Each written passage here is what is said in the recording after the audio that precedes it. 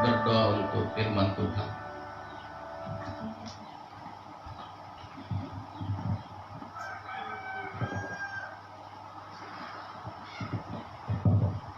Kita satu dalam doa.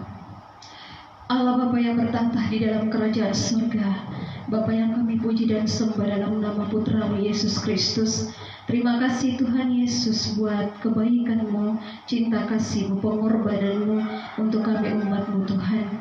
Di saat ini Bapa di surga, kami akan membaca firman kebenaran-Mu Tuhan. Mari Engkau memberkati hamba-Mu yang akan menyampaikan firman ini untuk kami. Boleh firman ini disampaikan, ditaburkan di ladang yang subur, berbuah untuk hormat dan kemuliaan-Mu ya Tuhan. Terima kasih Bapa di surga, berikan kami telinga yang mendengar, untuk kami boleh memahami firman ini dapat tersampaikan seturut dengan kehendak Tuhan. Berkati hamba-Mu Tuhan Yesus, berikan hikmat yang datangnya dari surga untuk menyampaikan firman-Mu yang hidup ini. Dalam nama Yesus Kristus kami sambut firman-Mu. Haleluya, amin.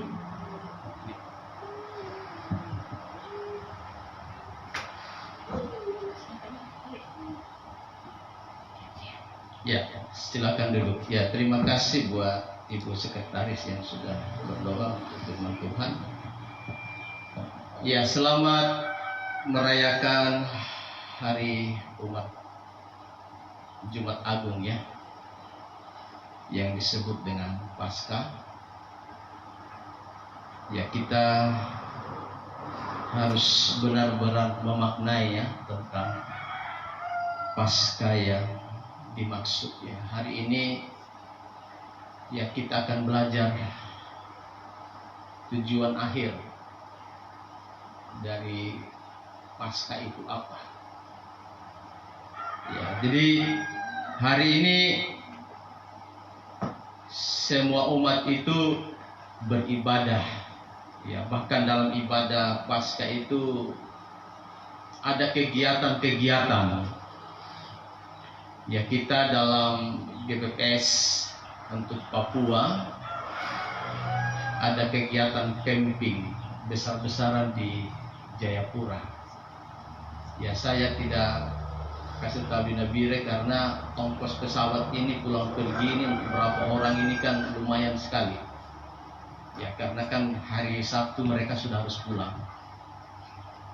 Ya, jadi mereka mulainya hari Jumat, hari Kamis, ya hari Rabu sudah di sana. Begitu ya. Kalau kita ada beberapa orang di sini, ya sebenarnya saya rencana mau kasih tahu bisa Irsan terus Aun, terus ada siapa lagi begitu, harus dikawal. Ya, cuman ongkos tiket terlalu mahal. Ya, kemarin Bapak berangkat itu 1.500.000 ya. Ya, jadi kalau beberapa orang pulang pergi itu banyak sekali. Ya, makanya saya sudah izin memang. Saya bilang untuk Nabire sementara ini belum. Mungkin nanti tahun depan baru kita bisa adakan di kita sendiri di sini. Ya. Jadi saudara yang dikasihi oleh Tuhan, ya Paskah itu adalah hari raya besar-besaran. Dan hari ini adalah Jumat Agung. Ya, kita semua beribadah, kita semua memuji Tuhan. Nah, saya ingin mengajar kepada kita tentang tujuan akhir dari Paskah itu sendiri apa. Yesus yang sudah menderita, ya hari Kamis yang disebut dengan Kamis Putih, Yesus ditangkap di malam hari, mau masuk di hari Jumat Agung. Ya, saat ini dalam pengadilan, dan sebentar sekitar jam 3 disalibkan dan mati. Lalu nanti hari Minggu dia sudah bangkit dari antara orang mati. Ya, sehingga hari ini saya akan bicara tentang kembali ya saudara yang dikasihi oleh Tuhan. Ya, ini keluarga kami ya. Ini Ibu Nelly dengan Pak Yunus sudah tahu keluarga kami, cuman mungkin ini yang belum ya. Ini, oh ini sudah swat ya ini. Ya, ini cucu ini. Cucu kami Sena. Lalu kami punya semboyan bahwa keluargaku adalah surgaku.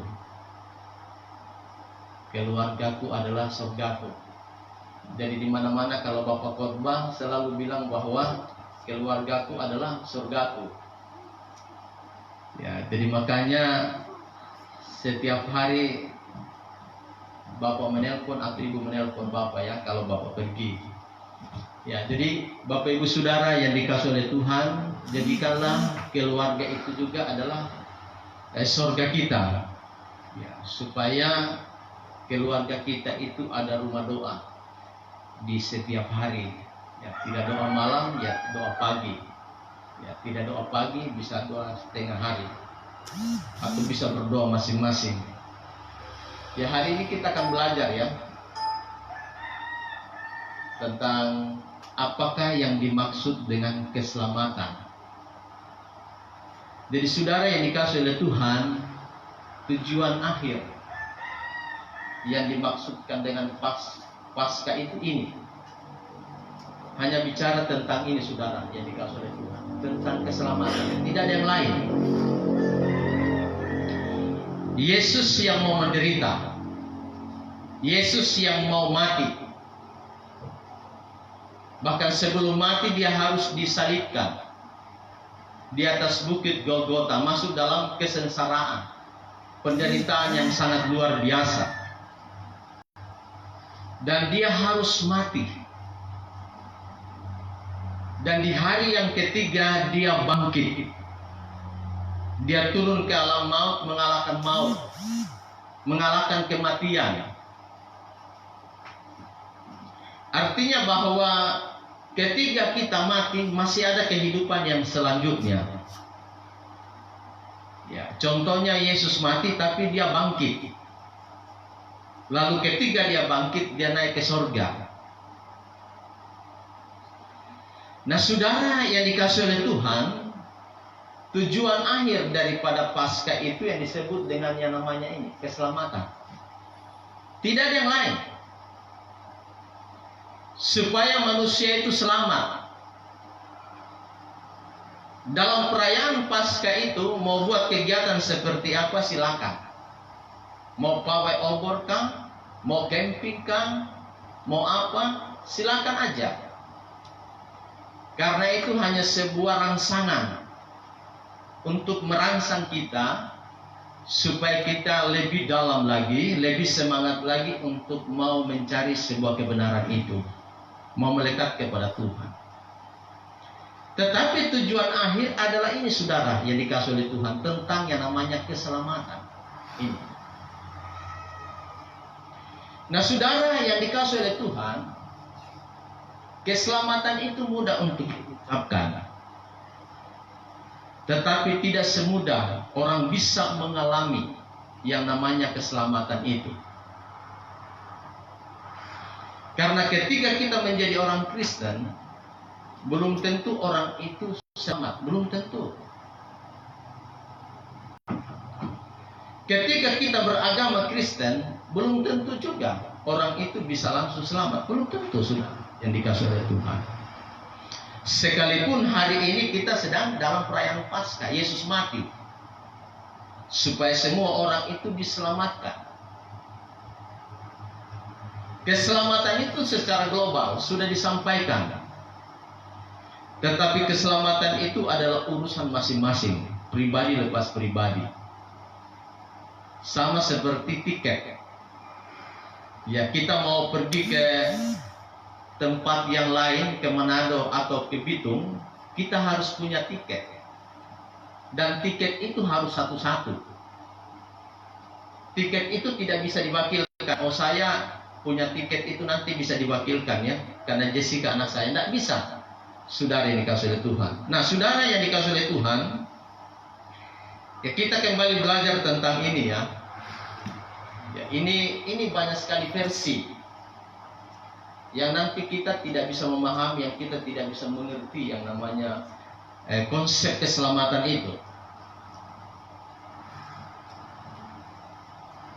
Ya, kita lihat dulu firman Tuhan. Ya, makanya tadi saya sampaikan bahwa ketika kita menjadi orang Kristen, ketika kita menjadi agama Kristen, belum tentu selamat. Karena ini saudara dikasih oleh Tuhan. Ini.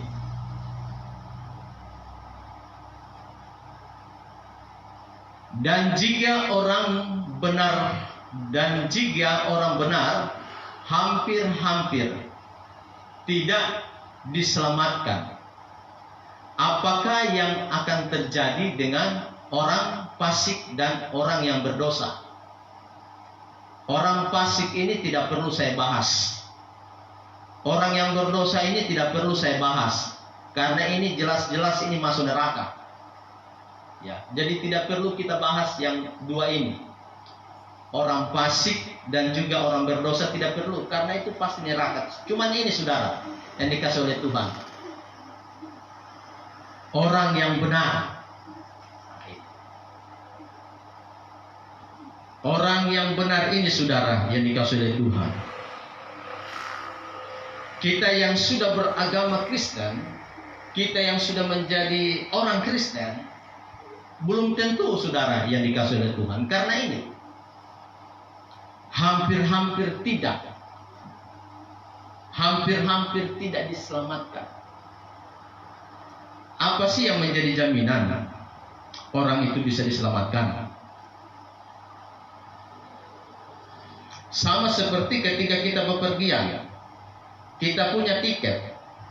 Ya, ketika kita ingin di tempat yang kota di sebelah, kota yang lain, Manado atau kota Jakarta, tentunya kalau kita selamat, ya kita harus punya tiket itu, lalu kita naik di atas kapal atau pesawat, lalu kita bisa sampai kepada tujuan. Nah, saudara yang dikasih oleh Tuhan, di sini kita akan belajar ya tentang dua konsep. Ini pernah saya sampaikan, cuma saya ulang lagi.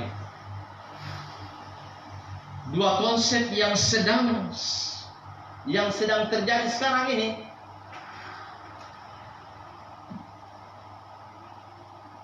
Ini yang sedang dipakai sekarang. Dua konsep keselamatan ini adalah, yang pertama adalah filsafat Calvinis. Ya, tulisannya seperti ini ya. Calvinis. Lalu filsafat Armenia, ya tulisannya begini. Ya, jadi dua bagian ini sedang dikerjakan oleh orang Kristen sekarang. Dua pemahaman ini, dua filsafat ini.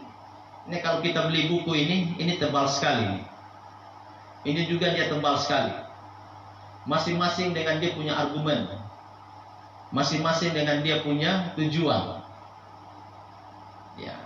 Tapi silakan berargumen, silakan punya tujuan, tapi yang masuk di dalam Alkitab itu seperti apa? Ya, saudara yang dikasih oleh Tuhan, ini sedang terjadi sekarang ini. Filsafat Calvinis dan juga filsafat Armenia. Apa yang dimaksud dengan Calvinis? Saudara yang dikasih oleh Tuhan. Ya, ditulis oleh John Calvin, seorang teolog Prancis yang hidup dari tahun 1509 1564.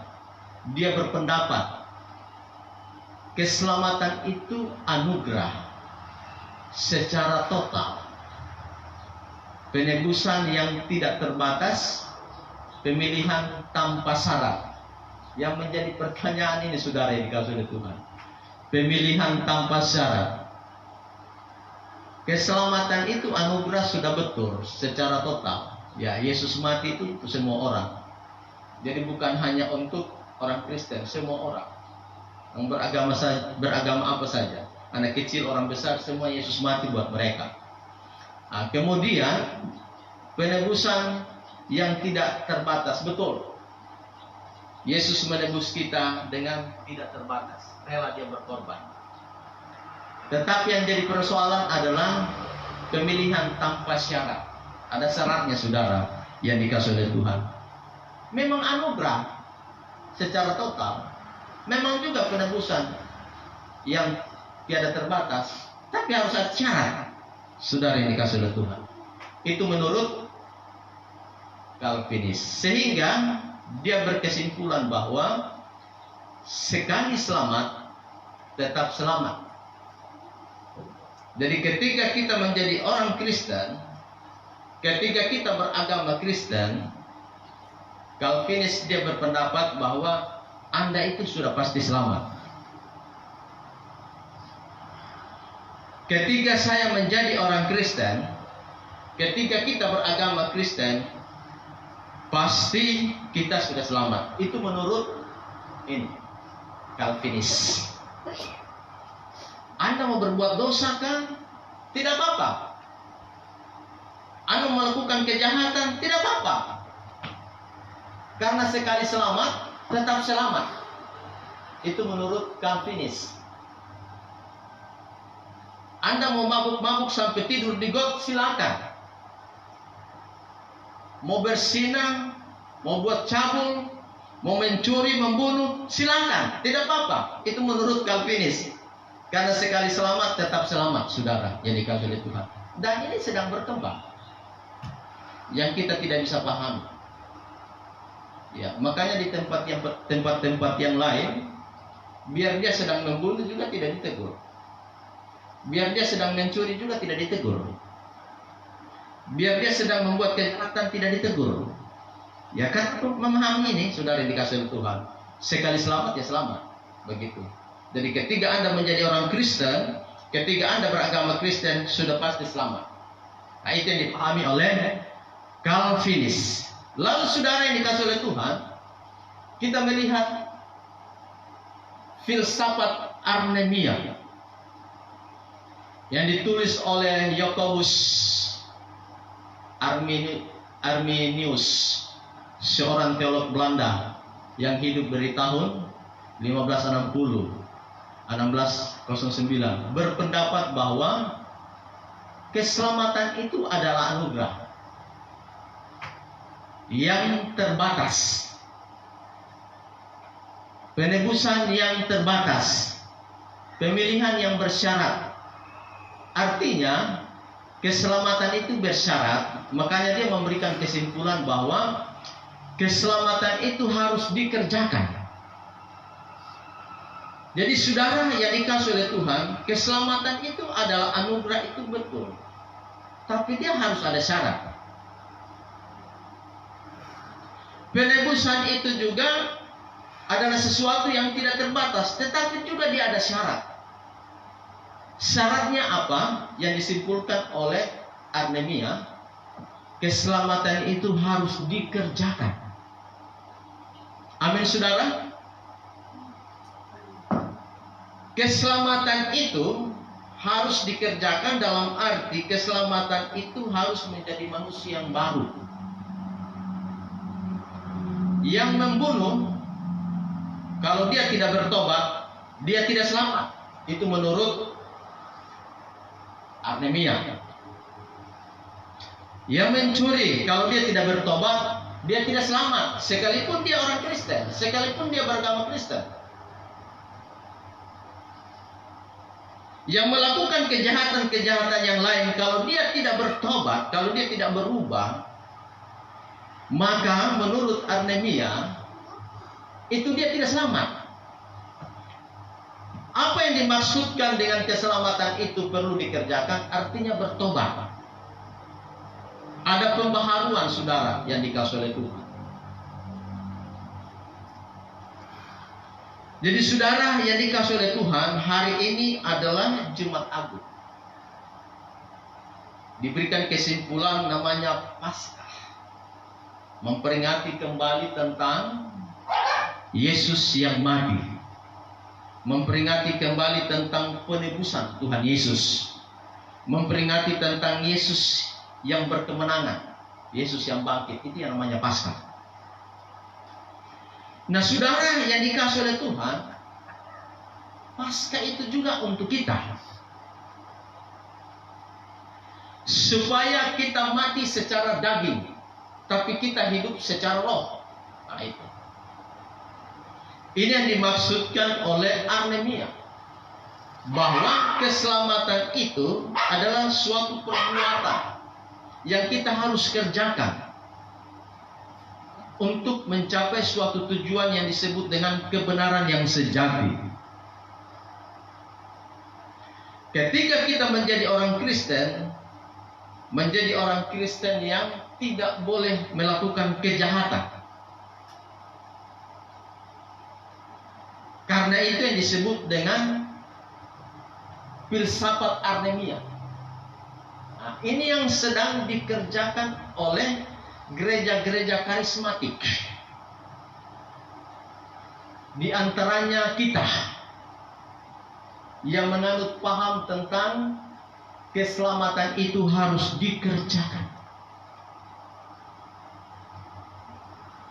Jadi saudara yang dikasihi oleh Tuhan, kenapa kita para pendeta-pendeta selalu mau menghimbau umat-umat beribadah, umat-umat berubah, umat-umat berdoa, umat-umat memuji Tuhan, umat-umat membaca Alkitab, supaya selalu senantiasa dirancang hal-hal yang sifatnya rohani, sehingga dia selalu fokus dengan Tuhan. Ya, untuk melakukan hal yang sifatnya dunia itu terjauh. Nah, itu. Ya, dalam Paskah itu ada pawai obor yang mengingatkan kembali bahwa kita harus berapi-api. Berapi-api dalam diri kita, berapi-api untuk kita mengabarkan Injil. Ya, masih banyak orang yang belum selamat, saudara. Masih banyak orang yang perlu kita sampaikan firman Tuhan itu supaya mereka juga memperoleh keselamatan. Jadi saudara, keselamatan itu mudah untuk kita bisa sampaikan. Tetapi ketika kita memahami lebih dalam tentang keselamatan itu perlu pembaharuan. Ya, pembaharuan dalam hidup kita. Jadi ini saudara yang dikasihi oleh Tuhan. Lalu saudara yang dikasihi oleh Tuhan, saya lebih lagi masuk lebih dalam ya, supaya kita memahami tentang yang namanya keselamatan itu perlu dikerjakan. Ada 3 tahapan ya. Kita telah diselamatkan. Kita sedang diselamatkan. Kita akan diselamatkan. Apa yang dimaksud dengan kita telah diselamatkan? Ini masuk dalam filsafat Armenia ya. Tentang keselamatan itu perlu kita kerjakan.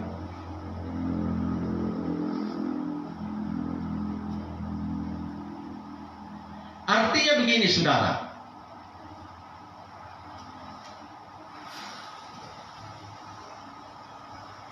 Telah dimateraikan oleh Roh Kudus tak kala seseorang mengaku percaya dan menerima Tuhan Yesus Kristus. Nah, ini.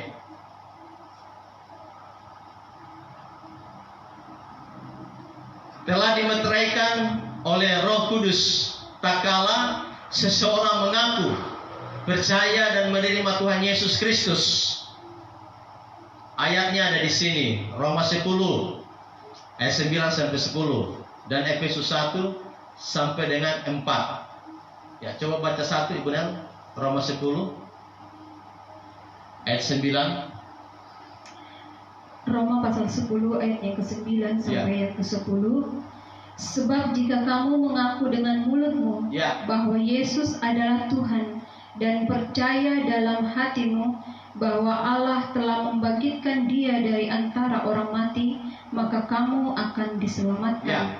Karena dengan hati orang percaya dan dibenarkan, dan dengan mulut orang mengaku dan diselamatkan. Ya, jadi saudara yang dikasihi oleh Tuhan, ketika kita mengaku dengan mulut kita, berarti kita percaya. Percaya di mana? Percaya dalam hati kita. Nah, sehingga ketika kita percaya dalam hati kita, maka yang ada dalam tubuh kita, baik kita ini adalah Tuhan. Ya, sehingga perbuatan-perbuatan Tuhan saja yang akan kita kerjakan. Nah, ini yang dimaksud dengan kita telah diselamatkan. Itu tahapan pertama. Nah, lalu tahapan yang kedua, kita sedang diselamatkan, ya saudara yang dikasih oleh Tuhan, adalah proses menjalani kehidupan sesuai standar. Ini sebagai orang Kristen yang telah lahir baru, menjalani hidup baru dalam pembentukan karakter. Ini coba kemudian baca satu lagi nih, Yudas 1 ayat 21. Yudas pasal 1 ayat yang ke-21. Peliharalah dirimu demikian dalam kasih Allah, sambil menantikan rahmat Tuhan kita Yesus Kristus untuk hidup yang kekal. Ya, saudara yang dikasih oleh Tuhan, ketika kita menerima yang tadi yang pertama, ini kita sedang diselamatkan, maka ini yang menentukan saudara. Ya, agama kita, kegiatan kita seperti apapun, tapi kalau kita tidak mengalami yang namanya pembentukan karakter, tidak bisa saudara. Ya, karena di surga itu orang-orang yang kudus, orang-orang yang suci, orang-orang yang hidupnya sudah dipulihkan, hidupnya sudah diperbaharui. Dari kita mau Kristen model seperti apa, silakan. Mau gereja besar seperti apa, silakan. Mau umat besar seperti apa, mau kegiatan seperti apa, silakan. Tetapi ini yang paling menentukan dalam pembentukan karakter ketika kita menjalani hidup ini. Makanya Yesus sampaikan bahwa aku akan datang segera, tetapi aku tidak bisa mendapatkan kamu sedang dalam bercela. Artinya bercela, sedang bernoda, itu tidak boleh. Harus di dalam kekudusan. Jadi saudara yang dikasihi oleh Tuhan, yang terpenting adalah karakter kita itu terbentuk untuk menjadi manusia baru, hidup yang baru. Jadi itu sekarang yang dikasih oleh Tuhan ya. Coba lihat lagi satu contoh ya, Ibu Nel. Kolose 3. Apa yang harus kita tinggalkan? Ya, Kolose 3 ayat 5 sampai dengan 10. Ini yang penting. Kolose pasal 3 ayat yang ke-5 sampai ayatnya yang ke-10. Karena itu matikanlah dalam dirimu segala sesuatu yang duniawi, yaitu percabulan, kenajisan, hawa nafsu, nafsu jahat, dan juga keserakahan, yang sama dengan penyembahan berhala. Semuanya itu mendatangkan murka Allah atas orang-orang durhaka. Dahulu kamu juga melakukan hal-hal itu ketika kamu hidup di dalamnya. Tetapi sekarang buanglah semuanya itu, yaitu marah, geram, kejahatan, fitnah, dan kata-kata kotor yang keluar dari mulutmu. Jangan lagi kamu saling mendustai, karena kamu telah menanggalkan manusia lama serta kelakuannya, dan telah mengenakan manusia baru yang terus-menerus diperbaharui untuk memperoleh pengetahuan yang benar menurut gambar haliknya. Terima kasih, benar. Jadi saudara yang dikasihi oleh Tuhan, pembentukan karakter yang dimaksud itu adalah seperti tadi yang disampaikan. Kata-kata kotor itu tidak boleh ada lagi pada kita, tidak boleh. Marah-marah sampai berlebihan itu juga tidak boleh. Marah untuk mengajar itu bisa. Marah untuk memberikan pembentukan itu bisa. Itu marah kasih. Ya, masa anak dia sedang bersalah kita tidak boleh tegur? Tidak bisa. Itu dalam konteks marah kita sedang sayang anak itu, mengajar dia. Tidak boleh lagi itu kata-kata kotor, maki-maki, tidak boleh. Ya, tidak boleh lagi itu keras-keras kepala, tidak mendengar orang tua, itu tidak boleh. Tidak boleh nakal. Ya, anak-anak tidak boleh nakal. Ya, ditegur tidak mau mendengar, ya, telinganya itu tidak mau mendengar, itu tidak boleh. Maki-maki, ya, itu tidak boleh. Ya, apa yang sudah dibacakan oleh tadi, ya, Ibu Sekretaris sudah baca tadi, itu yang tidak boleh ada pada manusia. Dan kalau itu ada, mau orang Kristen seperti apapun, surga itu bukan bagiannya. Mau ada pendeta hebat seperti apapun, kalau ada tadi yang sudah disampaikan dengan firman Tuhan, itu tidak bisa masuk surga, tidak ada bagian. Saudara yang dikasihi oleh Tuhan, ya, surga hanya mau bagian orang-orang yang hidupnya kudus.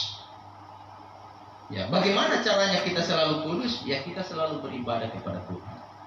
Kita selalu punya hubungan intim dengan Tuhan. Ya. Kemudian yang bagian terakhir ya adalah keselamatan yang sempurna yang akan diterima oleh orang-orang percaya yang tekun bertahan dalam iman sampai akhir hidupnya. Wahyu 14 ayat 12 sampai dengan, coba Ibu Nel baca ini terakhir. Wahyu pasal 14 ayatnya yang ke-12 sampai ayatnya yang ke-13. Firman Tuhan, yang penting di sini ialah ketekunan orang-orang kudus yang menuruti perintah Allah dan iman kepada Yesus.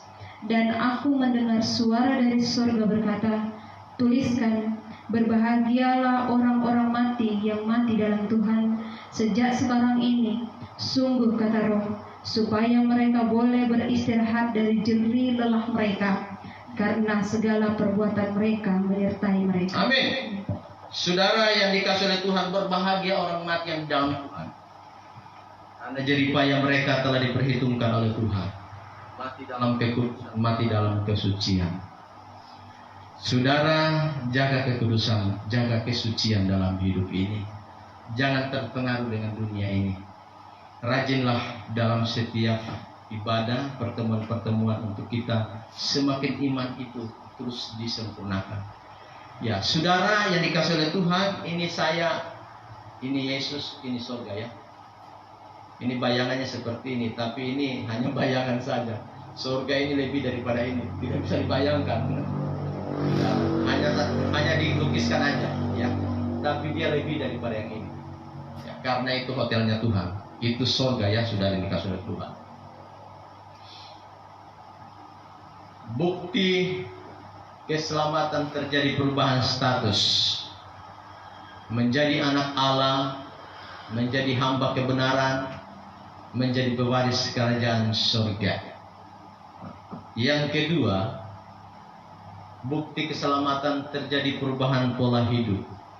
Ini, kalau kita sudah diselamatkan, pasti pola kehidupan kita akan berubah. Hidup untuk Tuhan. Ini cara hidup yang baik. Manusia lama menjadi manusia lama menjadi manusia baru. Ya, ini salah tulis ya. Manusia lama menjadi manusia baru. Ini harusnya baru. Jadi terjadi sebuah perubahan hidup. Jadi ketika kita sudah menjadi orang benar, pola hidup kita akan berubah, saudara yang dikasihi oleh Tuhan. Kesimpulan bahwa keselamatan itu harus dikerjakan. Artinya dengan cara bertobat atau berubah, saudara. Ya, jadi kita harus hidup yang baik. Untuk apa ada pertengkaran, untuk apa ada perselisihan, untuk apa ada pembunuhan, pencurian dan lain sebagainya. Semua ini neraka, saudara. Ya. Kenapa kita tidak saling mengasihi satu dengan yang lain? Ya, Tuhan Yesus memberkati kita semua, dan kita akan masuk di dalam perjamuan kudus ya. Ibu dan silakan kanan. Kita nyanyi pujian. Karena salibmu. Ya, ada karaoke di situ ya. Karena salibmu. Tuh, kasih keluar.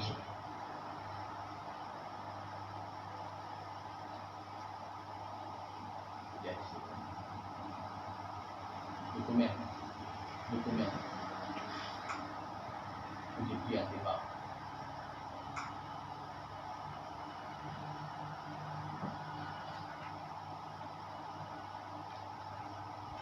Kita berdiri ya, kita nyanyi pujian.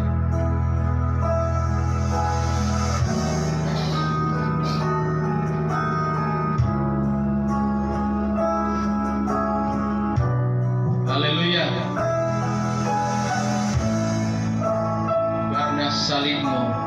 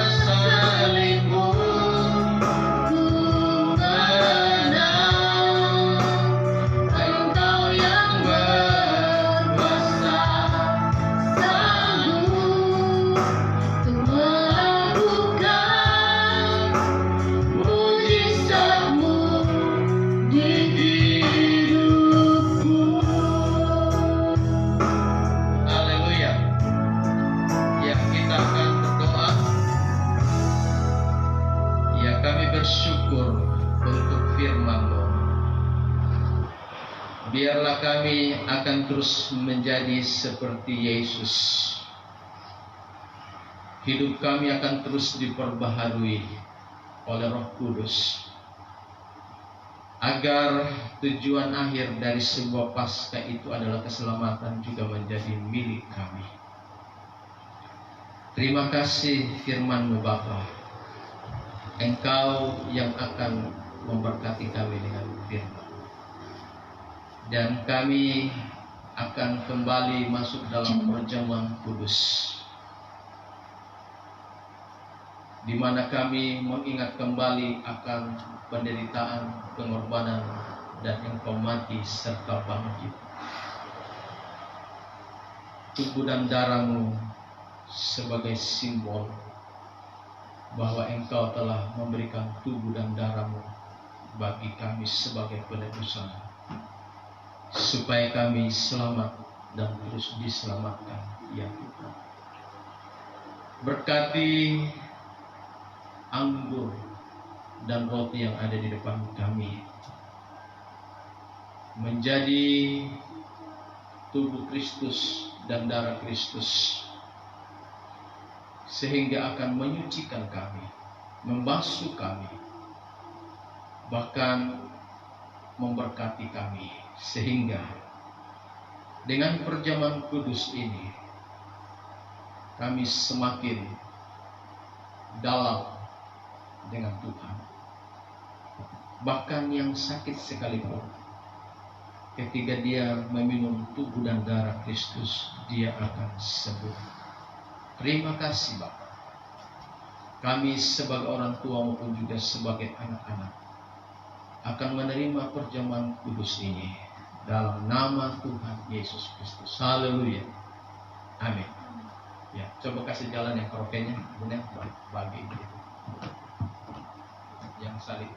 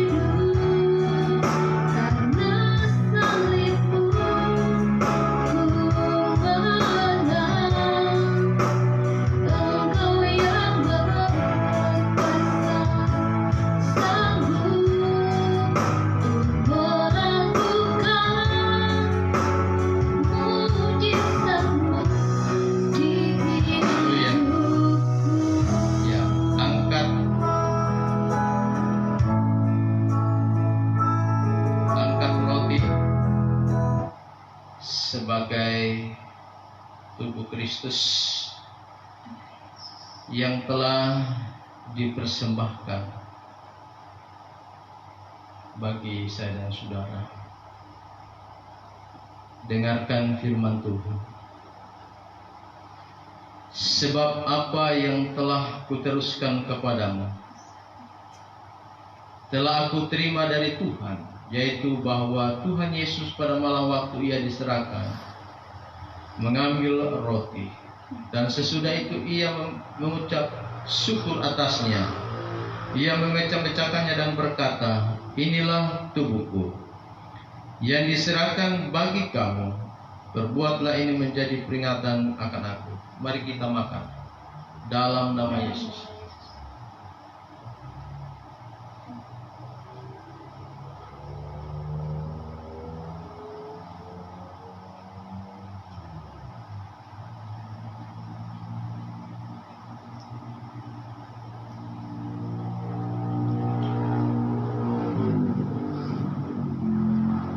sedikit saja cawan yang ada di tangan saudara sebagai darah Kristus.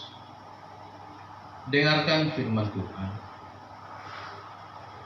Demikian juga ia mengambil cawan sesudah makan lalu berkata, cawan ini adalah perjanjian baru yang dimeteraikan oleh darahku. Perbuatlah ini setiap kali kamu meminumnya menjadi peringatan akan aku. Mari kita minum dalam nama Yesus.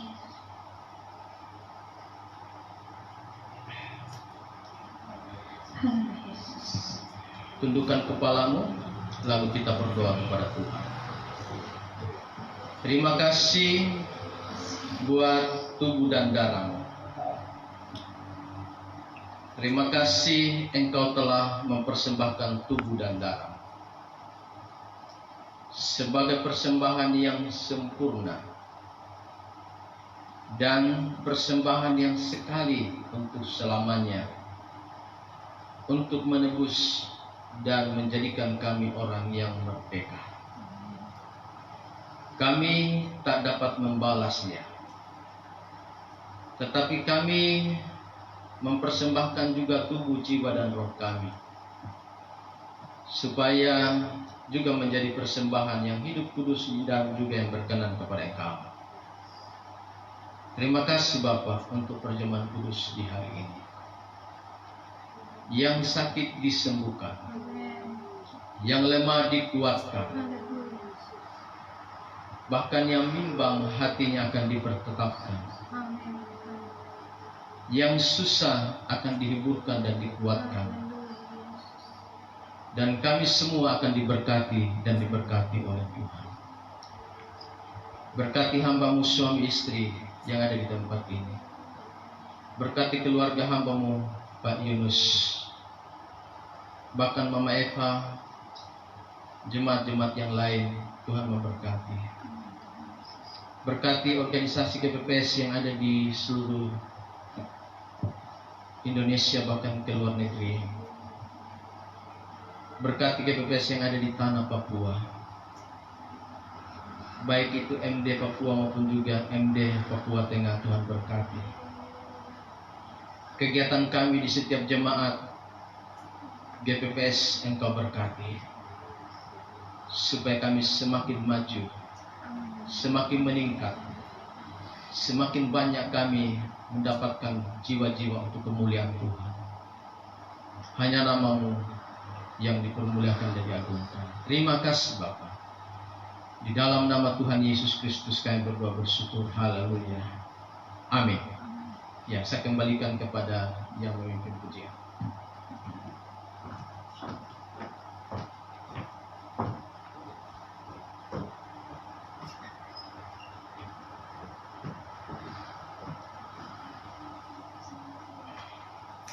Haleluya. Terima kasih Tuhan Yesus. Kita sudah menikmati kebenaran firman Tuhan dan kita sudah menikmati tubuh dan darah Tuhan Yesus. Tiba saatnya kita memberikan korban dalam pekerjaan Tuhan.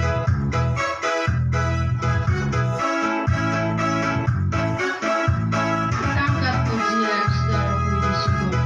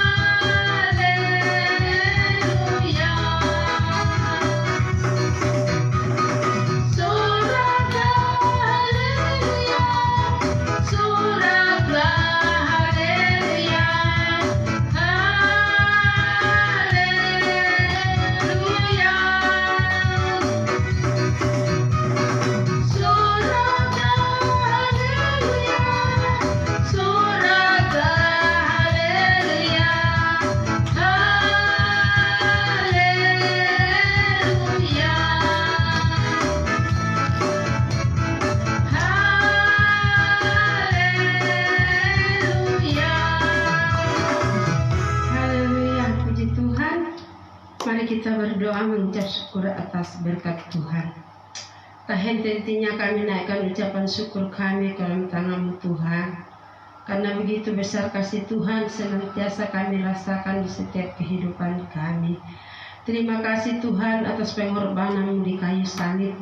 Hingga pada hari ini Tuhan, kami boleh jemaat Tuhan yang ada di jemaat Nerastu Tuhan boleh merayakannya. Kami boleh datang bersyukur dan berterima kasih kepada Bapa di surga atas kasih setia-Mu, atas pengorbanan-Mu di kayu salib. Terima kasih Bapa. Terpuji bagi Engkau tempat tinggi. Kami sudah mengulurkan korban persembahan. Besar kecilnya Tuhan, mari Engkau memberkati Tuhan. Tangan-tangan yang memberi dan belum sempat memberi Engkau memberkati. Setiap sumber berkat Engkau memberkati. Setiap bakul adonan persediaan di dalam rumah tangga kami masing-masing Tuhan memberkati. Terima kasih Bapa. Terpuji bagi Engkau tempat tinggi. Kami mengucap syukur atas berkat-berkat Tuhan yang Tuhan berikan bagi kami. Dan Tuhan memberkati kami di sepanjang hari ini, bahkan seterusnya. Di dalam nama Tuhan Yesus kami sambut berkat-Mu. Haleluya. Amin. Saya serahkan kepada Ibu Sekretaris untuk warta jemaat.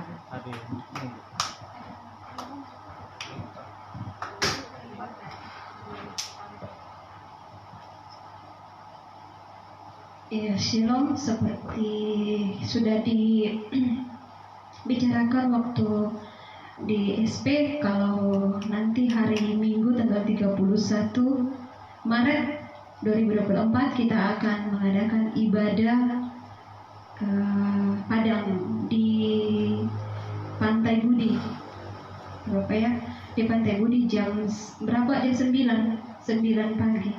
Jadi gabungan dari GPPS, Sukacita Abadi, Batu Karang, dan Narwastu. Demikian pengumuman yang bisa saya sampaikan. Mungkin yang mengambil bagian nanti dari GPPS ya, dari kita di sini. Ya, demikian diharapkan untuk semua boleh hadir. Tuhan Yesus memberkati kita semua. Kalau masih ada, saya serahkan kepada Pak.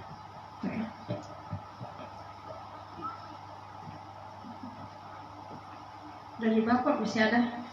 Sudah? Ya, puji Tuhan, kita sudah mendengarkan semua warta jemaat, dan baik jemaat yang tidak hadir bisa dengarkan lewat, atau nanti kita informasikan ke grup ya, bahwa kita ibadah di Pantai Budi, tidak ada ibadah di gereja. Jam 9 kita sudah ke Pantai Budi. Nah, puji Tuhan, kita mengakhiri ibadah kita bangkit berdiri, kita angkat pujian, kami memuji kebesaran-Mu.